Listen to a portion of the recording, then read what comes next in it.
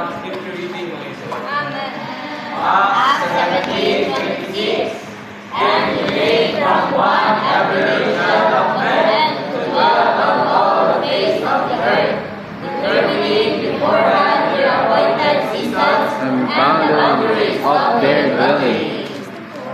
Beforehand, their appointed season, Amen. the boundaries of their dwelling.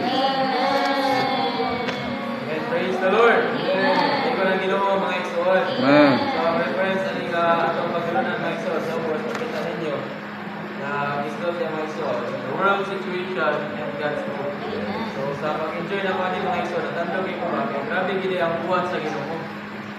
Sugod pa sa pinakauna, mga igsoon, bisan pa gani, na wala pa mabuhat ang tao. Grabe na ang pagbuhat, o grabe na ang buhat sa Ginoo mga igsoon. So, makita na ito mga igsoon. Actually, the world situation is under the arrangement of God. Amen. So, enjoy ko mga igsoon, natandog ko na paragraph.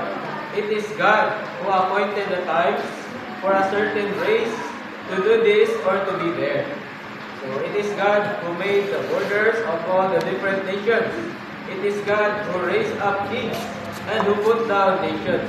This is clear not only from the Bible, but also from the historical facts.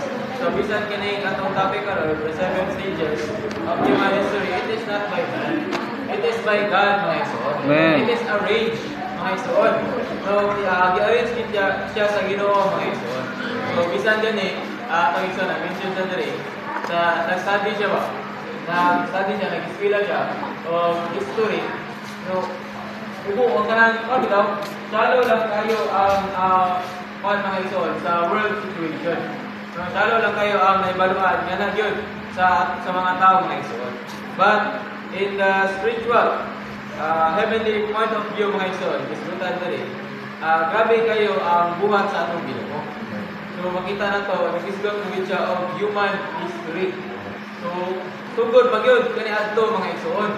Dili siya wala siya nag-point out ba sa unsa man ang gangatan sa malabo. So dili unsa atong gikanan, history mga igsoon. No, nga nagyod sa tao. So, how about, so, kanina,